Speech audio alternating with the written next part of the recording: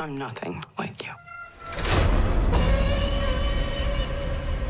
The Aussie horror summer continues. First there's Bring Her Back, and now this, Dangerous Animals. It's been nearly a decade since Sean Byrne gave us anything new.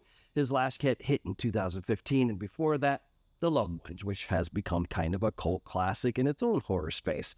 So yeah, when Byrne makes something, it usually hits a nerve, but it takes time. He's not pumping out yearly horror flicks. He's clearly someone who either chooses his battles carefully or wrestles through development hell just to get his visions made. What ties his films together are serial killers, torture, psychological and physical survival. It's not just horror, it's horror that traps you in the most vulnerable versions of yourself.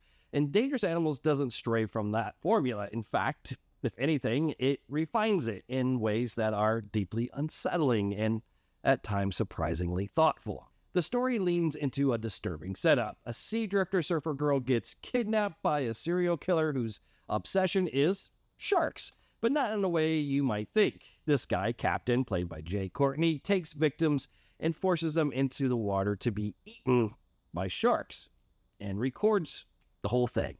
Yeah, that's his thing.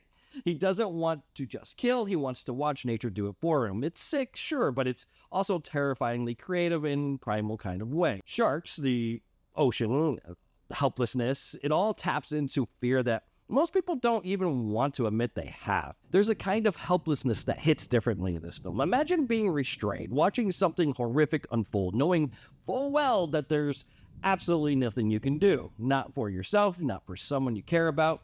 And that's the heart of real horror. Not the gore, not the screaming, but the stillness of watching frozen in your own field, unable to change what's happening right in front of you. That kind of horror feels like a mirror for real life these days. We scroll, we witness pain, tragedy, injustice, but often we just watch. And that's the kind of commentary Dangerous Animals brushes against, even if it doesn't spell it out. Now, is it a perfect movie? No.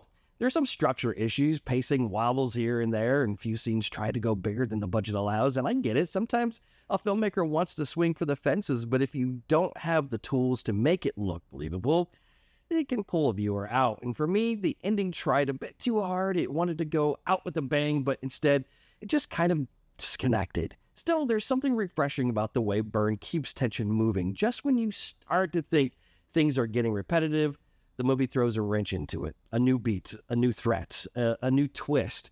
It keeps you from ever settling in. It keeps you unsteady, and that's exactly where horror lives. And let's talk about Jai Courtney for a second. This guy's unhinged in all the best ways. He's disturbingly magnetic.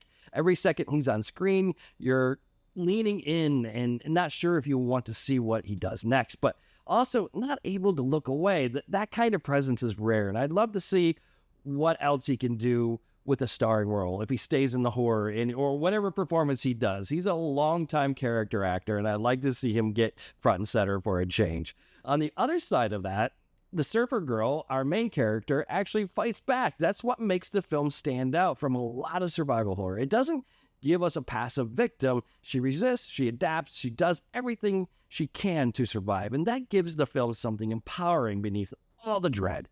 You're not just watching someone suffer, you're watching someone refuse to give up.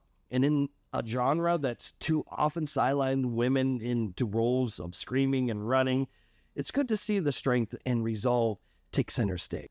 Now, let's be honest, this kind of film isn't for everyone. It's indie, it's raw, it's violent, it leans into torture horror. And if that's not your thing, that's fine. But if you're someone who does appreciate this brand of fear, this slow crawling dread wrapped in blood and obsession, then Dangerous Animals might be something to sink into. Horror reflects us, our deepest fears, our passive roles, our helplessness, and sometimes our unexpected strength. Dangerous Animals taps into all of that. So did it go too far? Did it hit all the right notes for this genre? Where does it land compared to Devil's Candy or The Loved Ones? Let me know what you think. This one's got me thinking about fear in new ways.